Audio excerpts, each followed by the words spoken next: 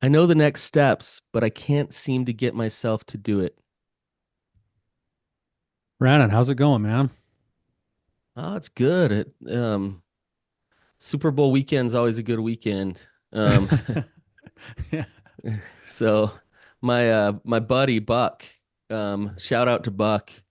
He's thrown a Super Bowl party for 30 years, and so we call it Buck Bowl. So it was Buck Bowl weekend, and we do a golf tournament and watch sports and hang out, and yeah, there's So it's about not just a game anymore, it's a whole weekend. oh yeah, no, we go down to St. George, we golf for 3 days, and then watch the ball game. And I've heard about the things that Buck throws and he goes all out. oh, It's not just a normal party. Buck, he loves to smoke meat and like he takes care of us like really good, really well. So that's what we did on the weekend. And so yeah, that's shout out to Buck. He's the man. And just shout out to good friends. I gotta say, like just being around my boys and just it just enhances life so much. So Oh man, yeah, what a big it was a deal. good weekend. Yeah. Yeah. Yeah. Well, Brannon, should we jump into it? Let's do it. All right, we got a guest on today. Liz is with us. Liz, it's been so long that we didn't even recognize Liz, but Liz was actually on the show back in November of 2021. So she's been on this journey for quite a while. Liz, we're glad you're here with us. Thanks. Tell us a little bit about what's going on for you, whatever information we can be helpful with, and then ask your question. We'll jump into it. All right. Yeah, it's been a while. It's been a long journey. Um, right now I'm at the place where behaviors haven't changed. Um, we're kind of stuck in the same pattern of just the addiction pattern and trying to recover from that. And then something else happens a few months later, and I'm tired of being on the roller coaster. And I know it's time for a change. I know nothing changes if nothing changes. And I'm ready to do something different. I'm ready to separate, possibly divorce if I need to. And I know what steps I need to take as far as like where to find a place or who to contact. And I freeze and I don't know why I freeze. And then I don't do anything because I'm frozen. And then time goes by because I'm frozen, and it gives my husband the indication that I'm not actually going to follow through with it. And I feel so stuck. What just what are some of your biggest fears? Starting off with an easy question, I see. Let's dive right in. um, the big one is for my kids.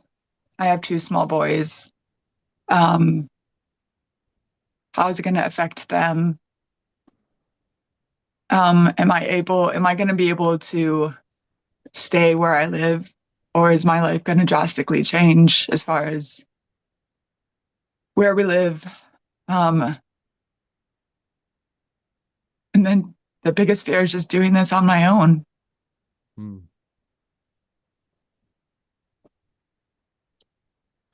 I think those fears are very valid.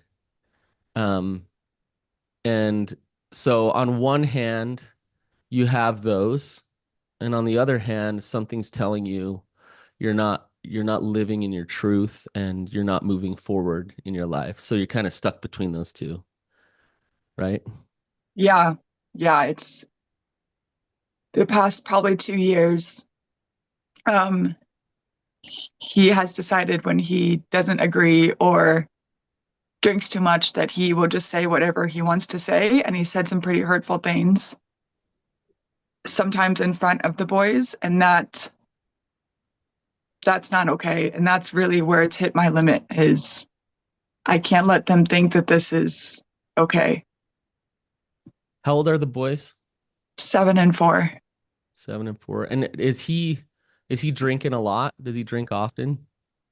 It comes and goes. Okay. It's been an issue for 8 years. He knows that it's been an issue, and stopped for a while and started again, and it's not in excess like it used to be. So there are, it is better, but he's never completely stopped. And after he's had one, he just becomes a different person, like Gotcha. we all do. Mhm. So Liz, you've I'm sure it's been quite a journey for you, even just in the last 4 years since the first time we talked to you. How have you sort of come to the conclusion that you know what the next right steps are? Like what kinds of things have happened? What kinds of insights have you had? What kinds of emotional state are you in that have led you to kind of this place of knowing what the next steps are, even though it's scary to take them? I've kind of kept a journal of things that have happened for the past 4 years. And I have gone back and looked at it and realized it's the same stuff. Like there's a pattern. Um, my close friend and my family knows, and they've all kind of come to me recently and said, like, this isn't working, this isn't good for you. But the main factor is, like I said, in front of the kids. They're old enough now to start picking up on what's going on. And I don't want that for them at all. Okay. So in terms, and this is maybe a hard one to answer, maybe you don't have an answer for this, but I'm kind of wondering what the emotions are that are helping to drive the decision as well. Is this something that it's like I'm exasperated and tired and worn out? Is it something that I'm resentful and angry? Is it something that I'm overwhelmed? Is it something that's more of like a peaceful sort of like, dang it, this sucks, but this is the right way forward? What is your gut telling you about all of this? It's all of the above. It's I'm not going to take this anymore. I've had enough. I'm human and it's emotionally affecting me. I keep getting sick. I struggle with being emotionally available to work and to my kids. It's sometimes a peaceful resignation of just, this is the pattern and I'm going to try to make a new one. Sometimes it's anger. Sometimes it's the mama bear in me coming out and saying, don't you dare do this to my children. It's everything. It's all of them, all of the time. Mm. It's like a big stew of all those emotions together. Yeah. Do you still love him? Yeah. He's a great guy when he wants to be. He's a great Mm, dad when he wants to be. I mm, still really like hanging out with him, mm. but I don't get that consistently. I don't know who he's going to show up as. And that's the hard part is like, I do really care for this man. That's what And yet, sucks. It would be easier if you hated him, honestly. absolutely. Yeah. And Yeah. it'd be easier if he hated me. Hmm. But right now, he doesn't. And he keeps asking me to give him another chance and just wait again. And it's so hard to say no to someone that I love who's asking me to wait. Hmm. Well, and you've waited a long time now. It's that thing where at what point, even if you love him and you want him to change, at what point are you then kind of betraying yourself because you're waiting and waiting and waiting, right? Exactly. Yeah. It sounds like you're to that point where it's like, okay, time to kind of let go of the rope here and move forward. And but there's this other part of you that's like, nope, gonna hang on, just gonna hang on. Um, so the good news, Liz, is that you're conscious of your stuckness. That's the good news. A lot of people aren't even conscious of it. The bad news is that's an excruciating place to be in. Yeah.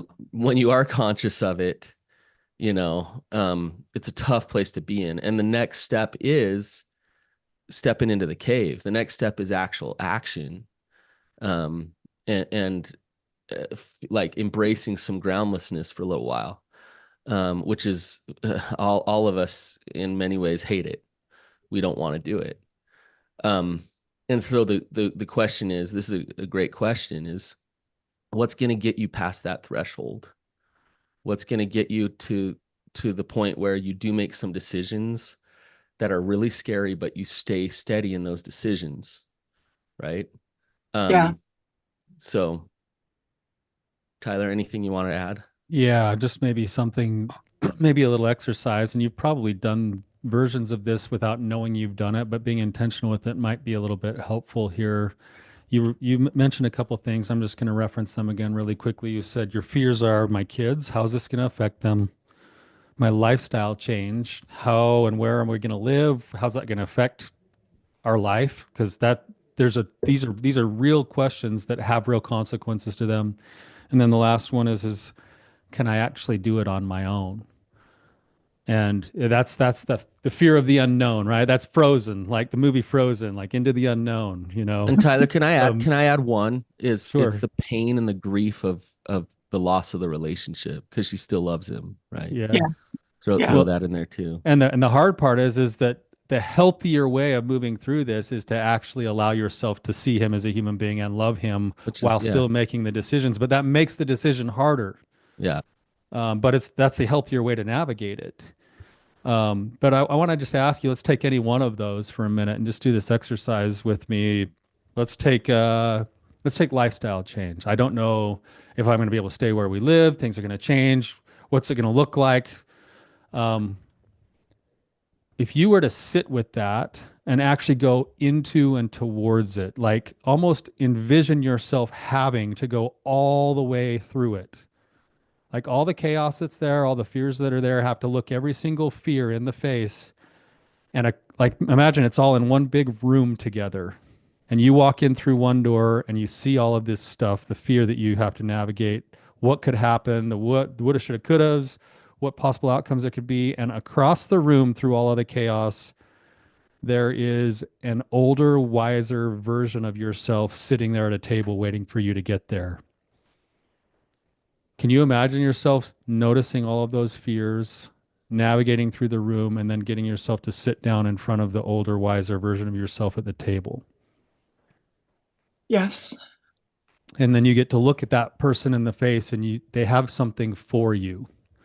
They have a message or a feeling or some eye contact or something. What is it that that older, wiser version of you needs and wants you to know? That I can have peace, that I can have love without condition. Mm. Can you feel the sense of the truth from that future version of yourself? Yeah. Yeah. In a sense, that future version of yourself is letting you know that besides all the fear and the struggle, there's going to be a payoff and you're going to be okay. You're going to be okay.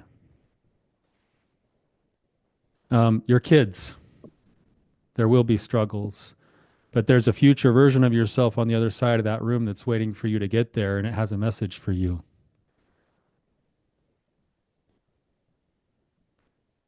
And if you can find what that message is, then you can use that energy to then go and make whatever the next step is.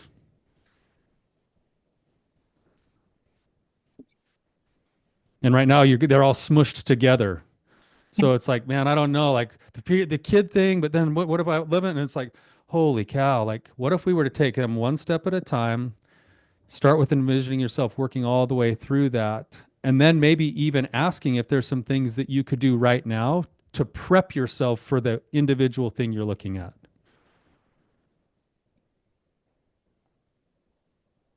Let's take living, for instance. Is there anything that you could do to help yourself prep yourself for that decision that you know you have to make?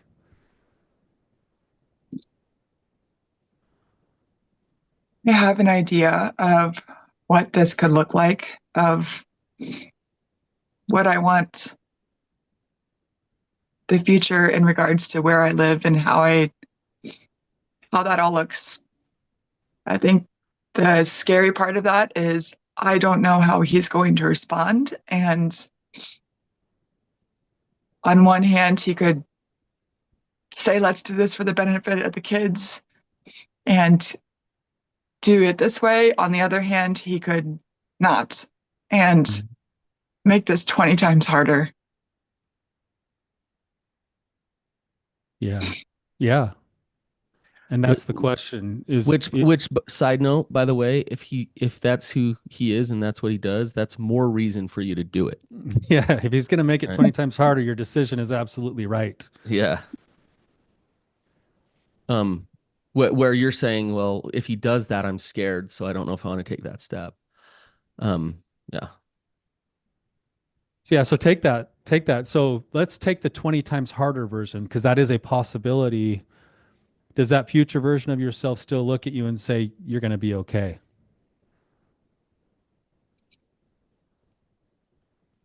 Yeah, she looks a little farther away, Yeah, but yeah, you got to navigate a few other things. the room's a little bigger, but Yeah. yeah, Yeah. Okay. Yeah. So the room got bigger, but at the end of the day, you can navigate through that room to a future self that whatever the life experiences are that you're going to have to navigate end with you being okay.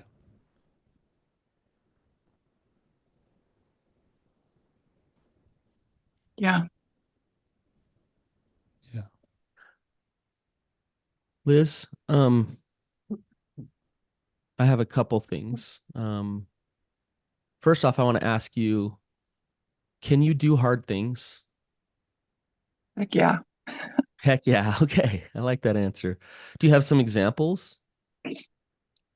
Uh, yes. Last year, he had to travel out of the country for 3 months for work. Um, I single parented for 3 months without him.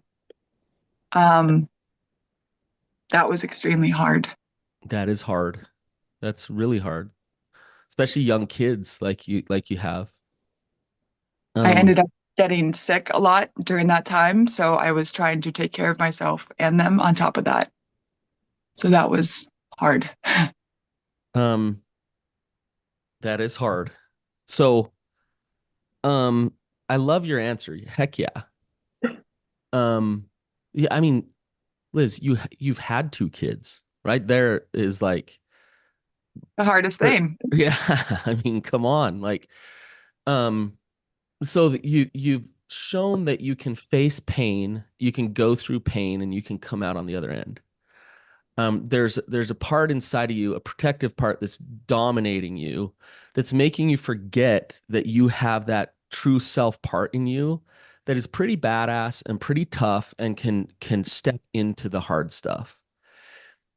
And what Tyler was doing in many ways was trying to help you invite that up, that part of you, because that part is kind of stuffed down pretty far here.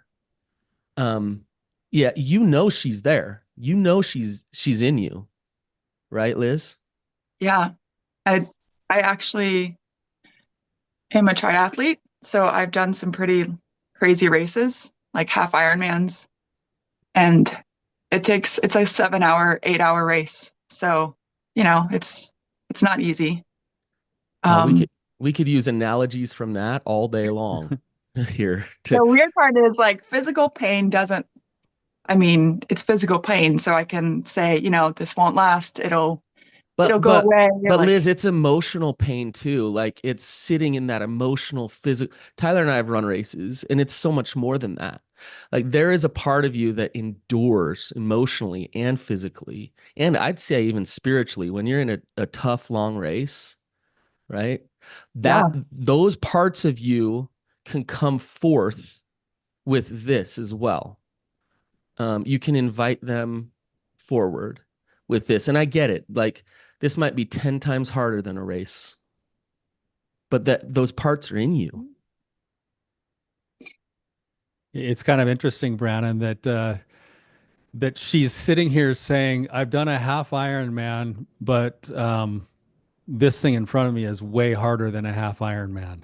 Yeah. And yet, if you look at it like the way the brain's going to interpret it, the brain is actually going to be activated in the same ways that it does when you try to step through the pain of an Ironman. It's going to recognize the pain. It's going to try to get you to stop and slow down because it's like, whoa, whoa, whoa! If you jump off this cliff, you could hurt yourself. That's the brain doing its job.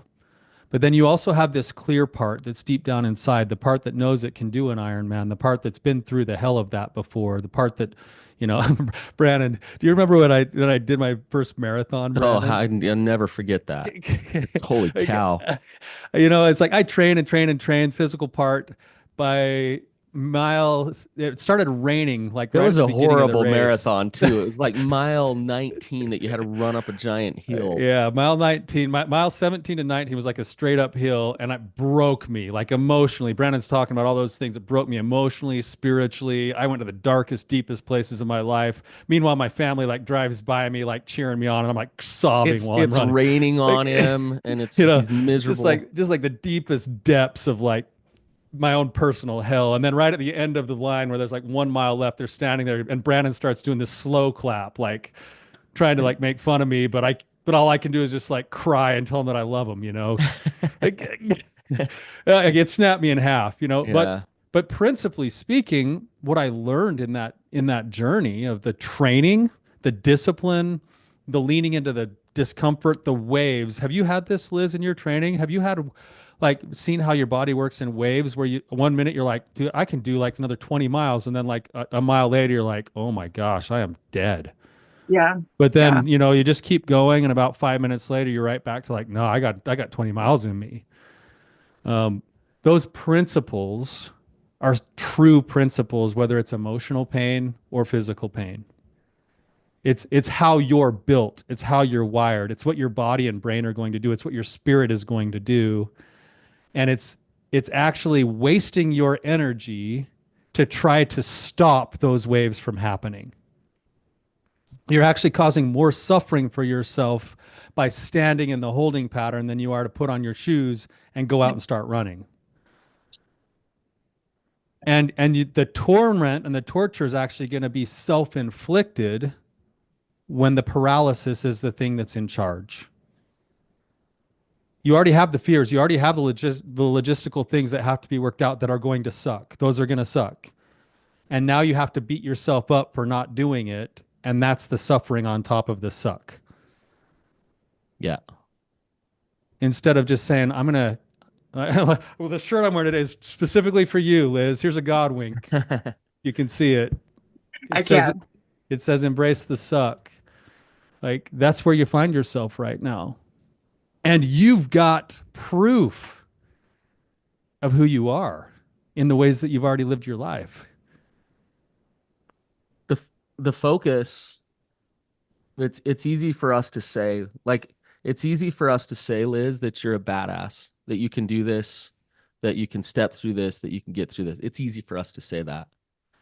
Um, but the truth is that it's gonna be uncomfortable. Do you have the ability to do this? Absolutely. But where I would focus right now, if I were you, is what I see is that what you're struggling with is trusting yourself. When you bring up these fears and these issues, it's like, I don't know if I can do this. I don't know if I can, like, will I be stable? Can I go through the grief? Can I? And the truth is where I would focus is realizing that you are strong, that you can get through this, and focus on it.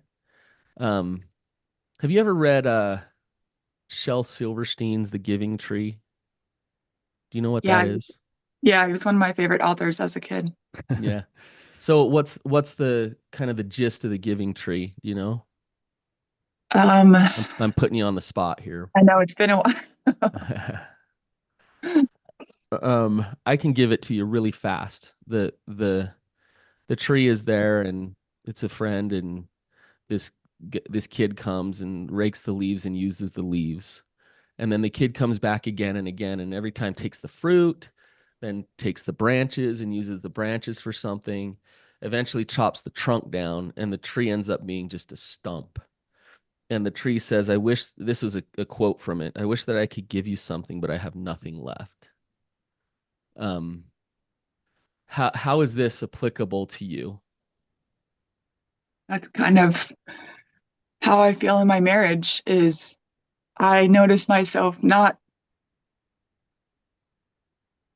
not being the supportive wife that I started out being, and I don't have anything left to give him in that way. Yeah, you're a stump. It's like, and the truth is, and you know this, and I'm going to say it, but you know it. It is not good for your children to see, like you wasted away. What is good for your children to see is a woman who is a bad A, who does step into her truths, who grows fruit and leaves and all those things, regardless of someone else trying to take it, right? Um, and you have the ability to hold strong here and not settle for getting taken advantage of. You have that. Have you ever read You Are a Badass by Jen Sincero? I don't think so. You should check that out. It's a fun read. But it will remind you a little bit of like who you actually are, and it'll help you call forth those parts of you that can be strong through the pain. So Liz, I know that we're going to be fairly short on time because you have a hard stop here in a minute. I just want to share maybe a couple of thoughts logistically with where you're currently at. Your brain is already kind of moving into the realm of, well, I'm going to have to figure out housing. I'm going to have to figure out quality of life. I'm going to have to figure out how to wrestle with this with my kids as there's a transition if I make these choices that I feel kind of called to make. And that's why I was asking earlier, is the peaceful, grounded part of you that kind of knows the truth is the part that needs to make these decisions, because then you can fall back on that when it gets hard. But I would recommend that you take each one of those line items and, as best as you can, you create a roadmap of small steps that could be taken, even just to prep you before you make the big decision. And if you're doing that, you're doing what you can, which means there's nothing else to worry about except for stepping over the edge. And then as you step over the edge, if you have a good team in place, people who know what you're doing, who support you to make your own choices, to live your values, you're going to have that support and structure that's going to help hold you in place as you make those decisions and then get reacclimated. It's like, in a certain sense, what you're doing is, you ever bought a goldfish and you bring it home and you put it in the water to get the whole temperature to be the same before you just dump the fish in, otherwise it Right. kills it. That's kind of what you're going to need when you make the change. You're going to need that support team. You're going to need your tools, some grounding skills, some emotion regulation skills, some self-care skills. And if you'll do that, you will get used to the new water. And then there will come a time where you're going to look back a year or two or three or five or 10, and you're going to go, man, I'm really glad I made that choice. Um, it's been a while since I've quoted a poem, so I'm going to give you one. Just, oh yeah. yeah. Hey, you're one of the lucky ones, Liz. It's something I might have even said it on the first one like 5 years ago when we talked to you. So, but you've heard it before. It's a famous poem, but I think this applies to you in your situation right now, Liz. And it says, it's by William Ernest Henley, and it's the Invictus poem. It says, out of the night that covers me, black as the pit from pole to pole, I thank whatever gods may be for my unconquerable soul. In the fell clutch of circumstance, I have not winced or cried aloud. Under the bludgeonings of chance, my head is bloodied but unbowed. Beyond this place of wrath and tears, and this is the line I was thinking of for you, beyond this place of wrath and tears looms but the horror of the shade. And yet the menace of the years finds and shall find me unafraid. It matters not how straight the gate, how charged with punishment the scroll. I'm the master of my fate. I'm the captain of my soul. You don't know what's out there, but you know that it's the right thing to do. There's going to be pain either way. You might as well take the pain of staying congruent with who you are. You know what your truths are. What are you Liz, thinking, Liz? Uh, I think that's my problem. I think I overthink it. I process and process and process and try to find all the answers, and then I don't move. So I think I just need to move. Liz, we met with you almost 4 years ago, and Yeah. that's a good amount of time. And Tyler and I never tell anybody when the time is right to divorce, because I believe that's between you and God. But what I'm feeling from you, just to reflect it back, is I feel like you've gotten your answers. Like it seems like you're pretty clear that you've gotten your answers, and now you have to talk yourself out of things. Um, so Tyler and I aren't going to give you your answers. You already got them, right? So then you got to, what Tyler was talking about, your next little steps, and one step at a time to move forward. Each step's going to be hard. Um, but you're gonna be okay. I really quickly, like I've done therapy for um I don't know how long, forever now. And um that people come in when massive change is happening in their life, and a lot of times it's divorce, and they look at it from the front end and they're terrified, and they don't know what's going to happen, what is their life going to be, how's it going to end up. And what's amazing is, as I look back on seeing all of these divorces, it's amazing how resilient people are and how they can go create better things in their life and just have awesome things happen when they step into their truth and their integrity and live there.